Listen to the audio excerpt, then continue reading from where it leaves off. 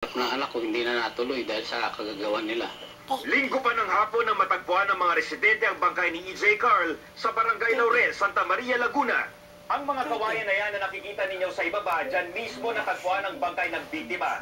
Mabato ang lugar kaya hindi na nakapagtataka na may biyak sa ulo. At may 30 talampakan din ang lalim ng bangin na yan mula rito sa gilid ng kalsada kung saan siya inihulog. Working student si E.J. Carl kaya ganun na lang ang hinagpis ng kanyang mga kaanak. Sana naman makonsensya kayo. Pinutol niya yung pangarap ng bata. Sa investigasyon ng Makati Police, nabatid na sumali sa Alpha Phi Omega Fraternity si E.J. Carl. Pero giit ng pamunuan ng University of Makati, hindi nila pinahihintulutan ang fraternity sa campus.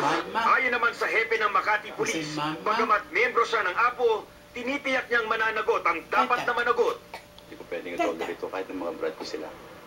Kasi nagkamali sila sa batas eh. Humihiling naman ang pamilya Intiya kay Vice President Jejomar Binay ng tulong para sa agarang hustisya sa pagkamatay ni E.J. Carl. Lalo't si Binay ay isa ring miyembro ng Alpha Phi Omega Fraternity. Dominic Albalor, patron ng Pilipino. Hawak daw mano ng Makati Police ang 4 na miyembro ng Alpha Phi Omega na may kinalaman sa hazing na kinamatay ni E.J. Carl Insha.